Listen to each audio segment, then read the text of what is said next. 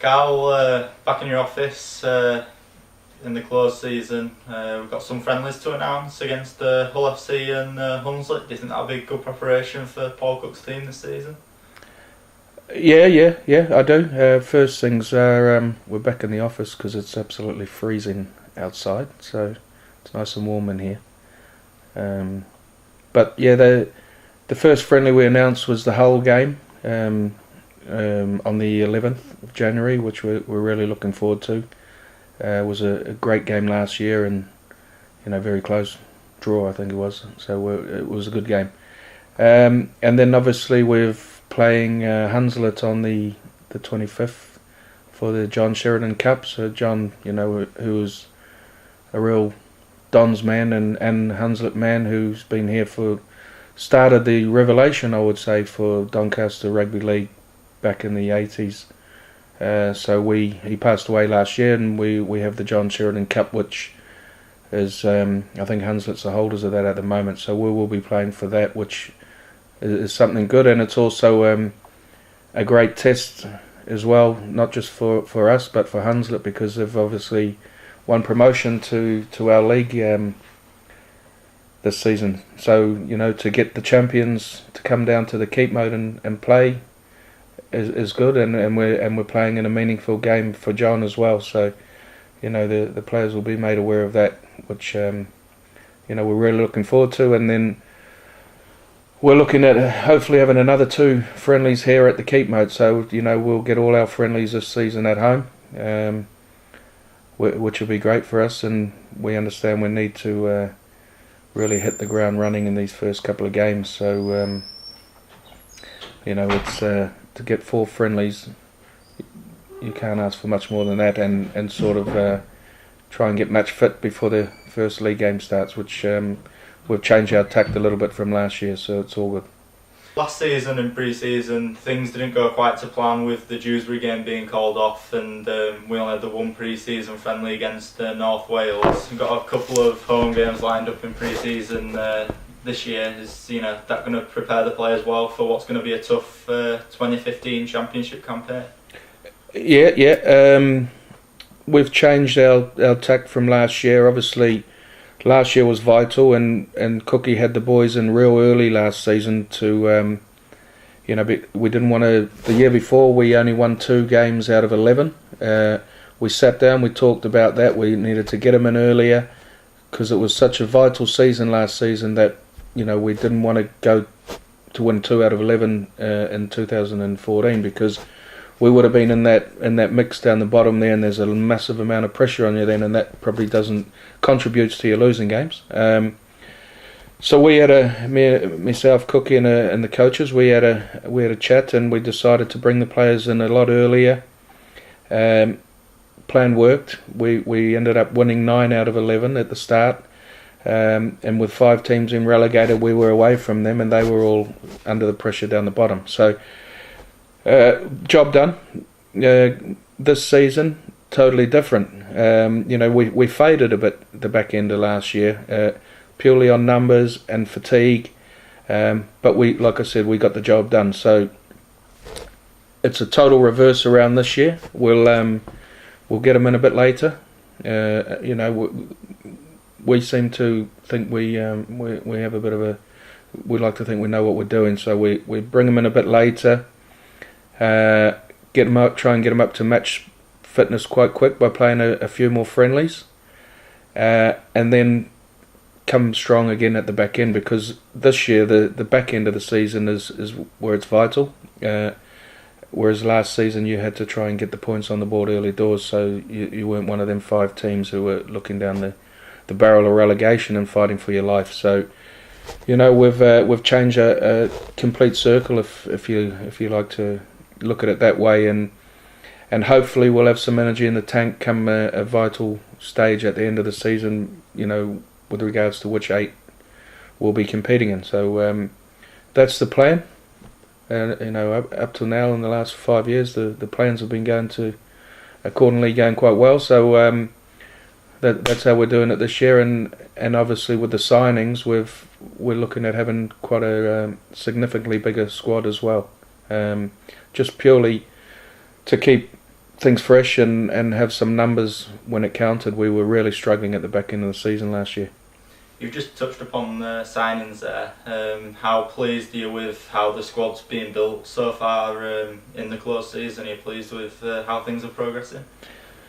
Yeah, we've had a massive talk about that as well, and we've looked at these teams going full time and whatnot, and asked ourselves the question what we would have to do if we were to go full time, and we'll keep those answers internally, but we are planning accordingly. As you'll notice of the signings, there are a lot of young guys who we're hoping to develop and take on a journey with us for the next 3, 4, 5 years. So that's where we're at, and we sort of plan really well here, and we like to think we do, and take things forward. And Paul Cook, very, very smart man. He knows what he's doing, and he's quite comfortable with what we're doing, and copped a bit of flack last season in his first season as coaching, especially in the after them friendly games. We copped a bit of flack there by saying, "Oh, we're just signing young boys from Hull and all that." Well, we all know now them young boys are Richard Wilkinsons and of this world who people know. So Paul knows how to develop a player. He knows how to get the best out of a player. And these players he's brought in, he'll speak about in time when we get him on the dugout very shortly, and he'll speak about those players that he's brought in. Paul's talked a lot about bringing young players into the team, but how much of an impact will the elderly players of the squad, such as Paul Cook, Steve Snitch, Sean Leaf, have on bringing these players through? Oh, they'll have a massive impact on them, but as Paul will probably tell you shortly, the young fellas will have an impact on them as well, because he wants them here to be snapping at their heels. He wants them to put pressure on himself, on the older players as well. So he's not bothered about how young they are, and he's not afraid to chuck him in. And again, I'll let him speak himself. But he, if they're on his heels and he doesn't feel he's performing, he'll probably put them in as well. That's just how he is. In the close season, there's been a lot of speculation linking the club with a move away from the Keepmoat Stadium to Castle Park. Are you in a position to confirm or deny this? Listen, it makes me chuckle every now and again where all these stories come from, and we're going to be playing all our games at Castle Park this year. I just can't understand where it comes from, or who starts them, or what. But as a club, we let people know when things happen, when they're completely going to happen, and what we do. We try to refrain back from speculation and stuff like that. Whereas in the past, I've probably couldn't control myself, and I'd want to go straight back at them. But I've learned a hell of a lot in 12 months. Where you just, when there's a story to be told, we'll tell that story. Regards Castle Park, last year we had a try up there to see what it was like to take a game on the road to promote the Dons, purely to promote the Dons in a different area. There was some pitch work going on down here, so our fans have always wanted to go and have a look at Castle Park. Well, we done that. I thought it was an absolutely outstanding day, from start to finish, off the field, on the field, great. So why wouldn't we want to do it again?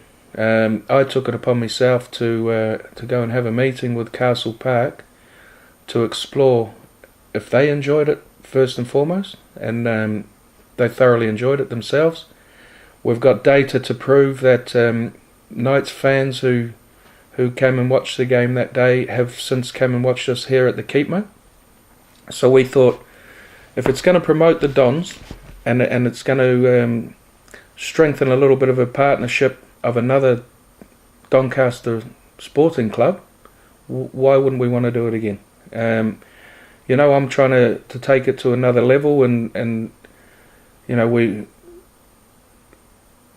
don't get me wrong, take it to another level, whereas I want the supporters We play in different seasons, so we've explored something on the lines of what we can offer their season ticket holders and what they can offer our season ticket holders, because we all know after a month of watching any sort of rugby and you're not watching something, you're kicking stones. So, you know, if in the winter, if our fans want to go up there and watch their games, and in the summer their fans want to come in there, let's do it. Let's get all these teams in Donny winning.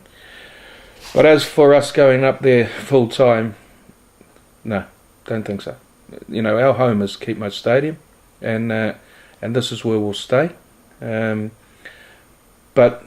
I'd like to definitely go up there and play another game or two at Castle Park, because it worked. It worked, and it was great, and we're spreading the gospel for Doncaster Rugby League Club.